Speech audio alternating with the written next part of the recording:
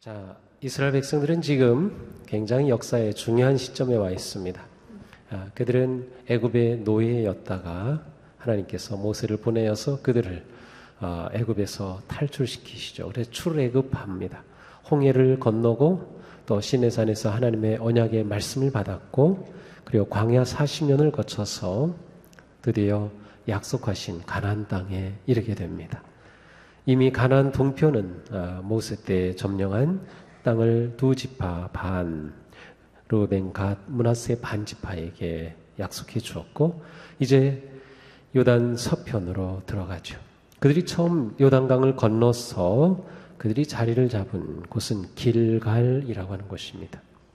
길갈에서 그들은 할례를 행하였고 유월절을 지켰으며 그것이 그들에게는 모든 것의 중심지가 되었습니다. 하나님께서 그곳에 회막을 세우시고 이스라엘 백성들은 항상 이 길갈을 중심으로 활동을 하죠.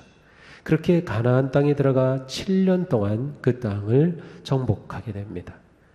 7년 후에 전쟁이 사실 끝난 건 아닙니다.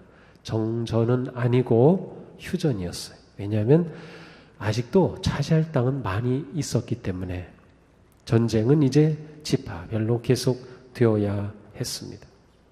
그러나 7년간의 정복 후에 이제 지파들에게 그 땅을 분배합니다. 맨 처음 유다 지파에게 분배했죠. 그리고 요셉 지파에게 분배합니다. 요셉 지파라고 하는 것은 요셉의 두 아들인 에브라임과 므낫세 지파입니다. 그래서 에브라임 지파와 므낫세 지파에게 이 땅을 분배를 하죠. 이 므낫세는 반은 동쪽에서 기업을 받았고 반은 서쪽에서 땅을 분배받아요. 그래서 므낫세 반 지파라는 표현을 사용합니다. 자, 이것이 지난주 우리가 본 말씀이었어요. 자, 이제 오늘 본문에서는 이제 지금까지 땅을 분배하고 남아있는 지파의 이야기로 시작합니다. 2절에 보니까 이스라엘 자손 중에 그 기업의 분배를 받지 못한 자가 아직도 7지파였더라. 7지파가 아직 땅을 분배받지 못했어요. 이제 그들이 땅을 분배받아야 할 차례입니다. 땅을 분배받는다는 것은 그들이 거주할 구역을 할당받고 그 지역을 나아가 차지해야 한다고 하는 그러한 뜻입니다.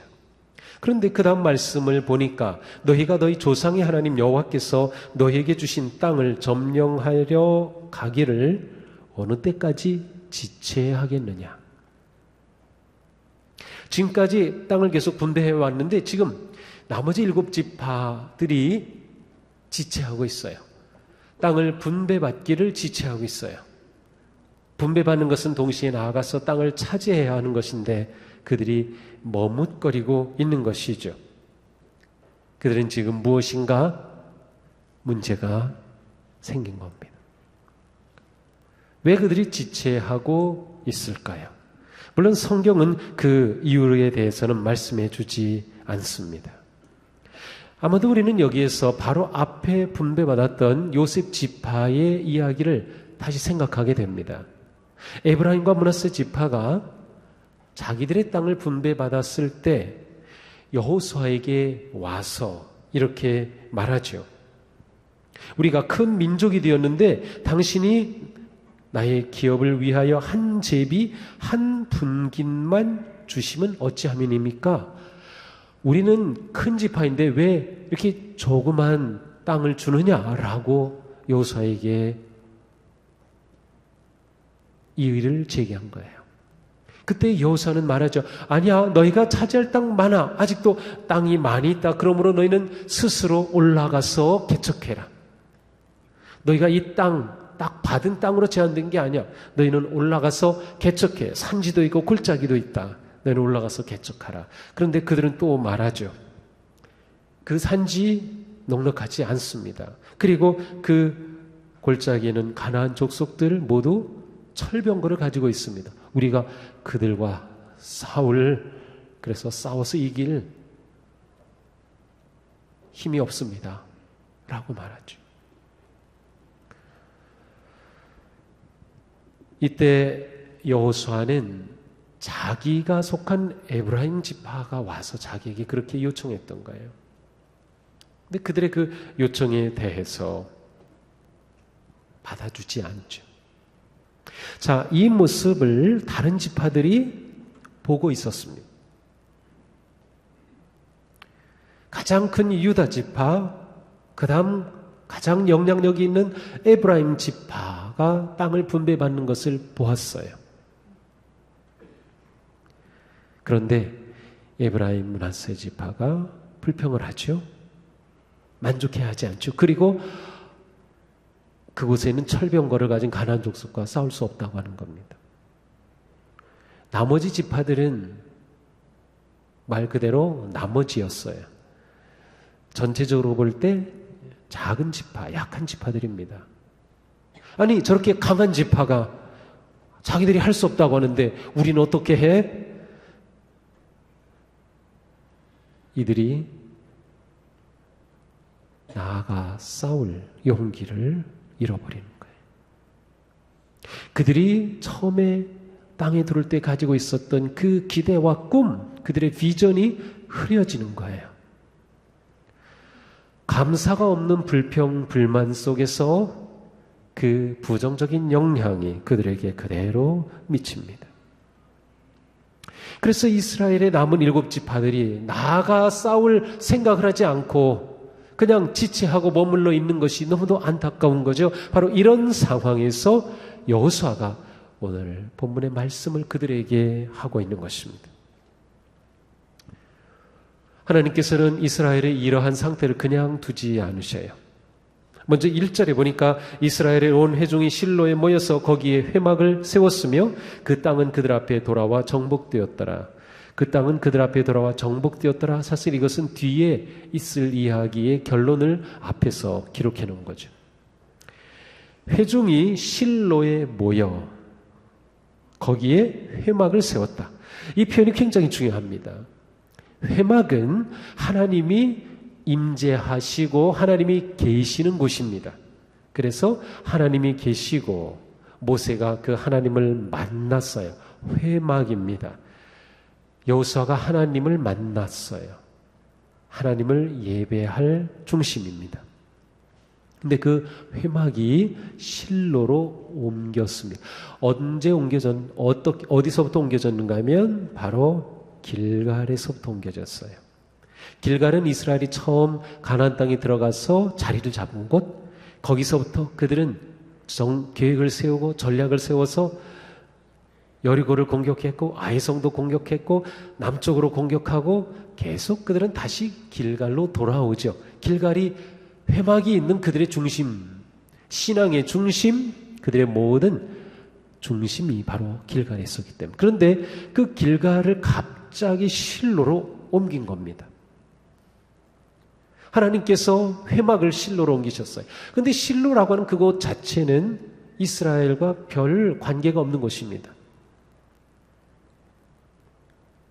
그런데 실로는 바로 에브라임 지파 경계 안에 있었어요. 그곳으로 옮기게 하십니다. 지리적으로 전체로 볼 때에는 길갈은 좀 외진 곳에 있었다면 그것으로부터 더 북서쪽으로 올라가서 전체의 중앙쯤 될 만한 곳이 바로 실로였습니다. 그곳으로 회막을 옮기게 하십니다. 이 중요한 회막을 실로로 옮기셨다. 그것은 하나님께서 이스라엘 백성들의 생각과 관심을 다시금 확 휘어잡는 것이었어요. 예를 들어서 우리가 예배당을 저 송도로 옮기자. 그렇게 하면은 우리의 모든 관심이 이 예배당 옮기는 거에 딱 집중이 될 거 아니에요? 아니, 거기로 왜 옮기는 거지? 뭐 하면서 막 이야기할 거예요. 바로 그처럼 실로로 옮기게 될 때 이스라엘 백성들의 관심이 회막에 집중이 되는 거예요. 회막이 실로로 옮겨졌구나. 회막, 하나님의 임재하심, 예배 자리, 우리가 누구인가를 생각하게 되는 겁니다. 우리가 누구지? 우리는 하나님의 백성이에요. 우리는 하나님 중심으로 움직이는 백성이에요. 우리는 하나님을 예배하기 위해 세워진 백성, 하나님을 찬송하기 위해 애굽에서 나왔고 그들의 예배를 통해 온 열방에 하나님을 증거하려고 세우신, 온 열방의 복의 통로가 되려고 세우신 택함 받은 백성인 그들을 생각하게 되는 거죠. 너희가 존재하는 목적이 뭔지 생각하라는 거예요. 그들은 지금 땅을 분배하는 과정에서 비전을 상실해갖고 개척 정신이 사라지고 도전 정신이 사라지고 불평과 원망이 들어왔어요. 그리고 지체하고 있어요. 부동산 생각하다 하나님을 잊어버리고 있는 거예요. 그래서 하나님께서는 그들에게 실로로 옮기시면서 도전하시는 거죠. 너희가 도대체 누구인지 알아라. 너희는 하나님 중심의 백성이 되어야 하고 너희는 예배가 중심인 그러한 백성이 되어야 한다. 그런데 너희가 땅 분배하는 것에, 땅 때문에, 땅이 좁다고, 아니면 그곳에 너희가 차지할 그 땅에 가나안 족속들이 강하다고 불평하면서 지체하고 있는 것은 너희의 존재 목적을 상실한 것이라고 하는 것을 일깨워 주는 것이었습니다. 하나님 중심의 삶, 예배 중심의 삶은 우리에게 가장 중요합니다. 예배 중심의 삶이 흔들리면 우리의 믿음 전체가 흔들립니다. 예배는 우리 삶 속에서 하나님이 하나님 되심을 인정하고 하나님께 영광을 돌리며 하나님을 경배하는 하나님의 자녀인 우리들이 하나님께 드린 가장 귀하고 가장 아름다운 그런 믿음의 고백입니다. 이 예배를 놓친다. 그것은 다 놓치는 것과 같습니다. 자, 하나님께서 회막을 가나안의 중심부로 옮기셨다.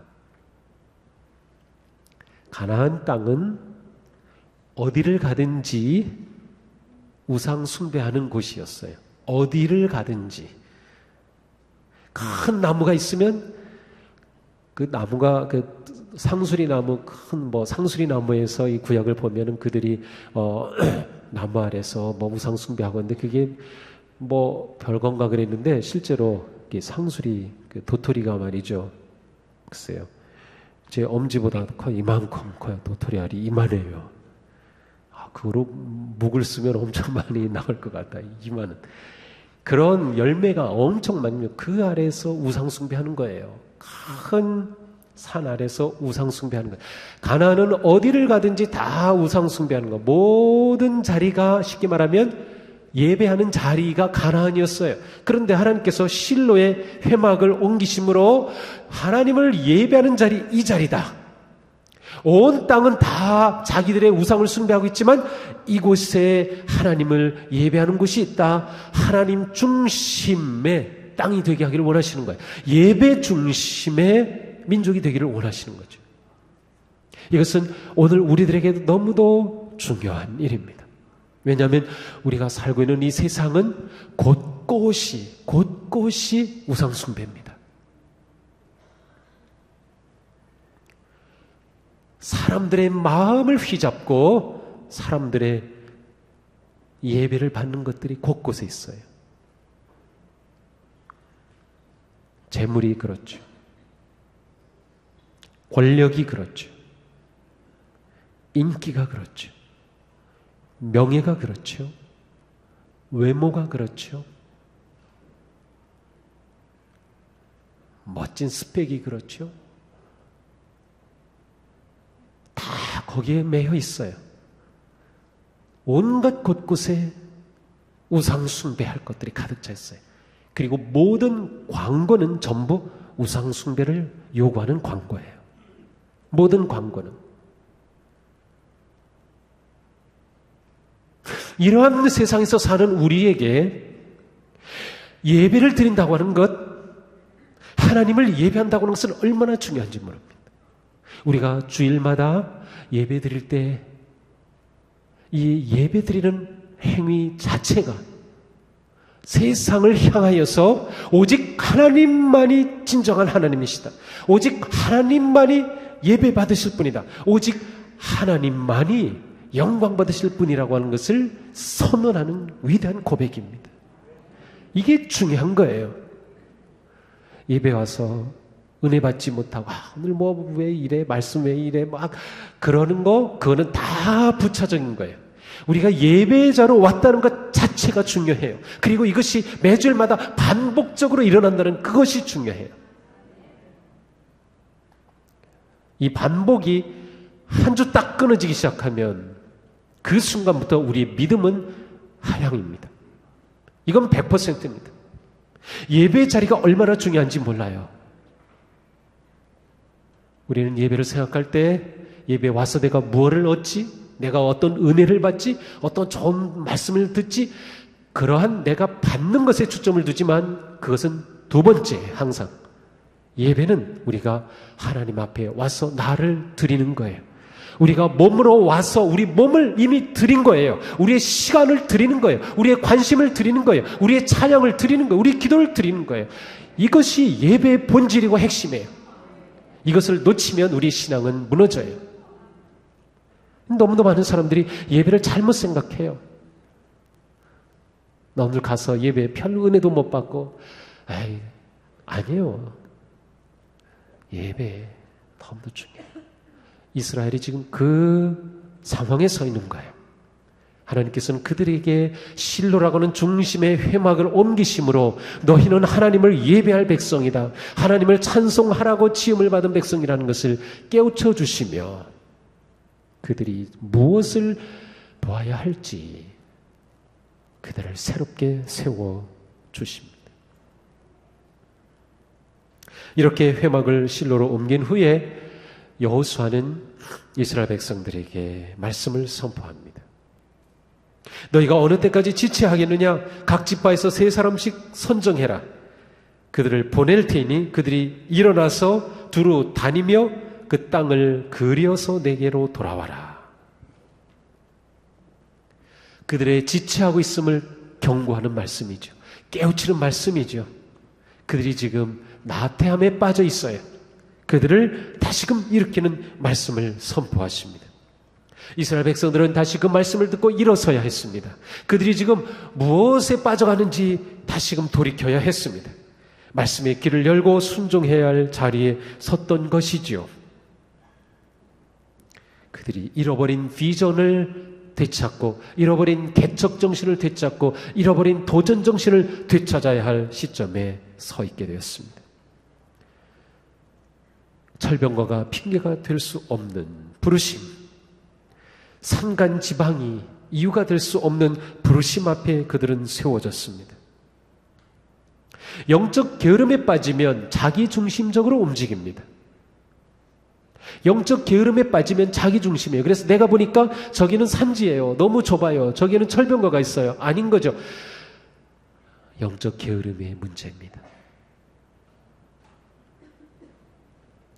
영적으로 다시 깨어나게 되면 내 중심으로 보지 않고 하나님의 마음과 눈으로 보게 돼요.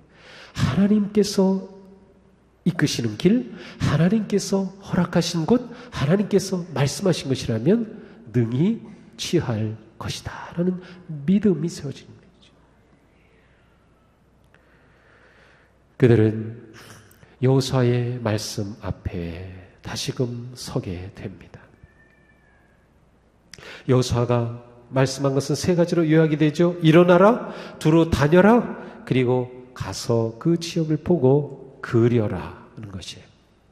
자, 그런데 오늘 본문에서 가장 중요하게 반복되는 5번 반복이 돼요. 단어가 바로 그린다는 단어예요. 그려라, 그려라. 지도를 그리라는 말이죠. 지도를 그려라.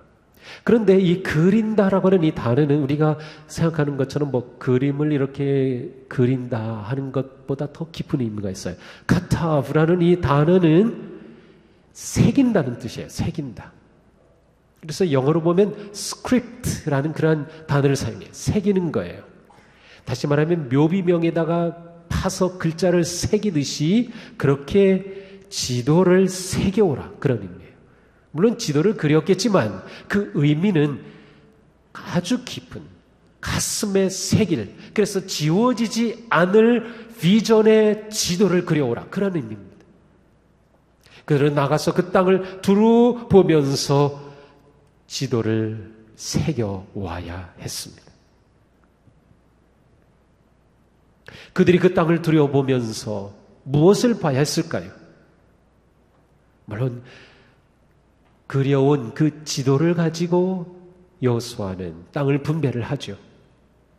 그러나 그들에게 더 중요한 것은 나가서 그 땅을 보면서 하나님의 약속해 주신, 하나님께서 주신 그 약속과 이곳까지 인도해 주신 그 은혜를 그들은 되새겨야 했을 거예요.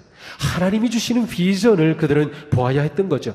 이 땅은 하나님께서 하나님의 나라를 세우시기 위한, 하나님의 왕국으로 세우시기 위한 곳, 이 땅을 통해서 하나님의 열방에 하나님의 영광을 드러내시려고 하는 이곳을 통해서 우리를 통하여 열방에 하나님의 복을 선포하려는 그 위대한 곳, 그들은 바로 그곳을 보아야 했던 것입니다.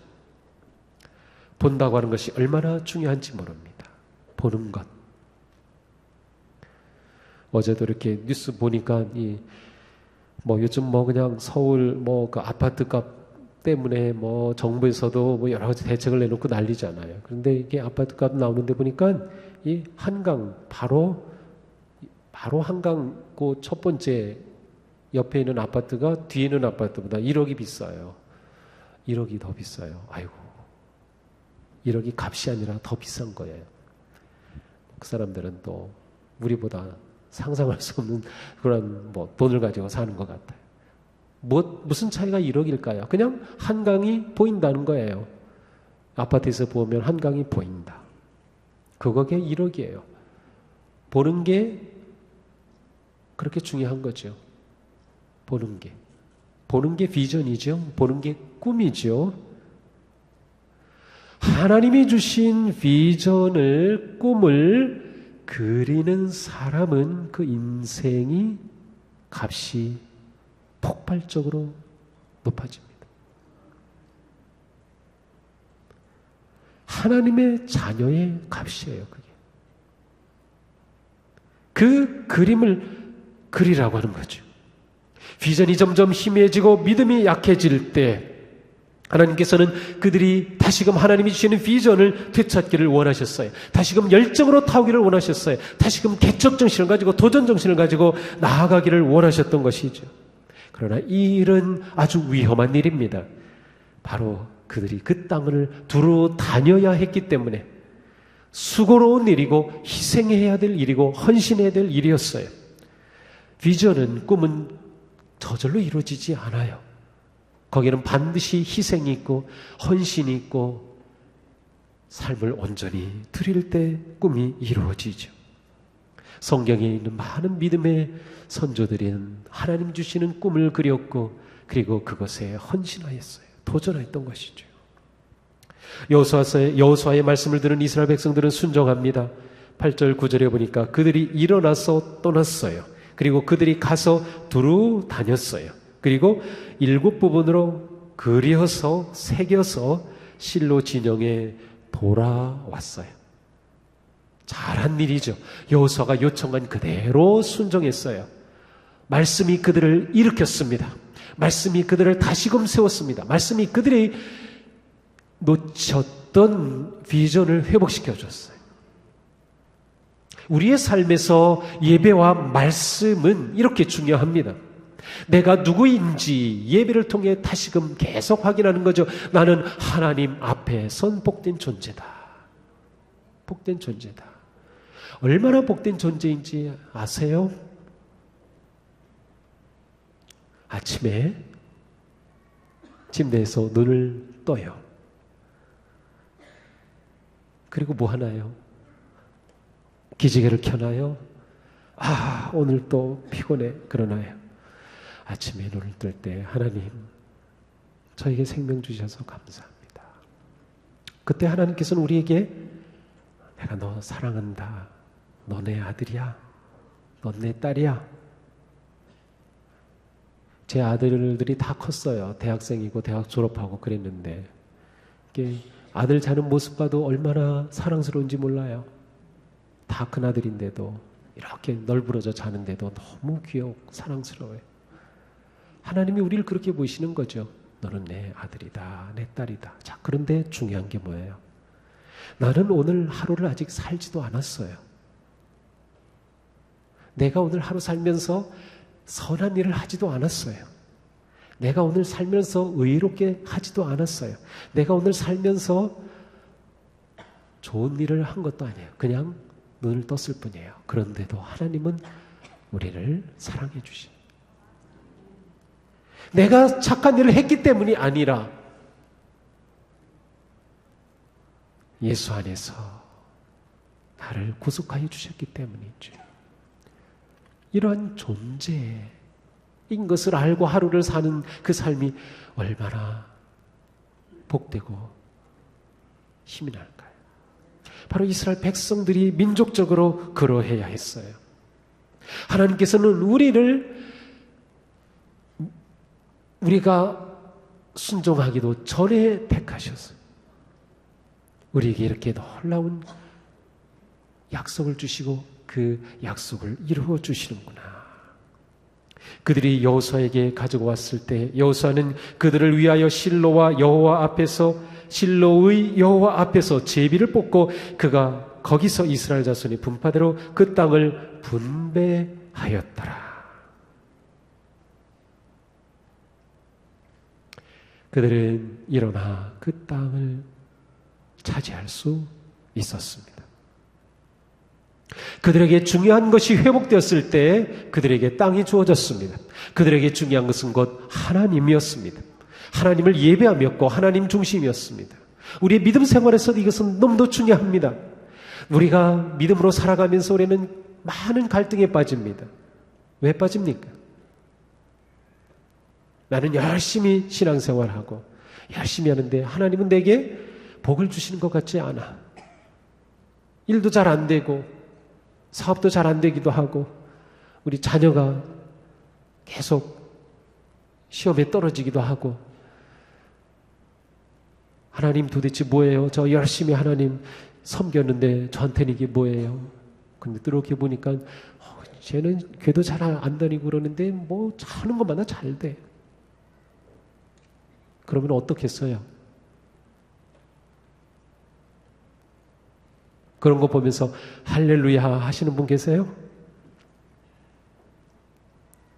그런데 그때에도 할렐루야 할 수 있는 사람이 진정한 믿음의 사람이에요. 왜 하나님을 믿나요? 우리의 믿음의 목적은 무엇이고 왜 이 자리에 있는 것인가요? 돈 많이 벌겠다고요? 승진하겠다고요? 유명해지겠다고요? 우리가 생각하는 그러한 복? 네, 중요하죠. 그러나 그것은 언제나 두 번째예요. 언제나 두 번째. 우리에게 가장 중요한 것은 하나님 그분이에요. 내가 하나님의 자녀인 것, 내가 그리스도 안에 있고 그리스도께서 내 안에 계신 것, 그것이 우리에게 가장 소중한 복이고 그 복을 누리는 사람에게는 다른 것들이 이것을 흔들지 못하는 거예요. 성경을 보면 어떤 사람은 믿음으로 살았기 때문에 순교를 당했어요. 믿음으로 살았기 때문에 고통을 당했어요. 믿음으로 살았기 때문에 가난했어요. 또 어떤 사람은 믿음으로 살았기 때문에 부자가 되었어요. 어떤 사람은 믿음으로 살았기 때문에 국무총리도 됐어요. 어떤 사람은 믿음으로 살았기 때문에 잘 됐어요. 이 땅에서 잘 되냐 못 되냐가 중요한 게 아니라 믿음으로 사느냐가 중요한 거예요. 우리가 이것이 분명해야 우리의 믿음의 길은 어떤 상황에서도 흔들리지 않고 나아갈 수 있어요. 우리가 그게 부족하죠. 부모가 되면 자녀들 생각하면서 하나님의 마음이 어떨까를 종종 생각하죠. 부모로서 자녀들을 무조건 믿어주고 싶고 자녀들이 잘하든 못하든 내 자녀인 것 그것 자체가 기쁘고 고맙고 자랑스러운 것. 하나님이 우리를 그렇게 보시니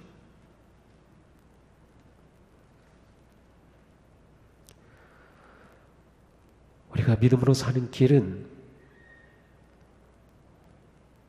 하나님, 그분 앞에 서는 것만으로, 내가 하나님 안에 있는 것만으로 하나님이 나를 자녀로 삼으시고 나를 사랑해 주시고 나를 위한 계획을 가지고 계시며 나를 이끌어 주시는 그것으로 충분한, 그리고 거기에다가 때로 하나님께서는 우리에게 이 세상에 많은 복도 주시는 거죠. 때로 잘 되게 해주시고, 내가 잘한 것도 없는데 지혜를 주셔서 잘 경영하게 해주시고, 좋은 관계를 만나게 해서 열어주시기도 하고, 그래서 우리는 항상 감사할 수밖에 없는 삶. 우리는 바로 그러한 거룩하고 아름다운 믿음의 길을 걷는 것입니다. 우리의 인생을 망치는 것은 상황이 아닙니다.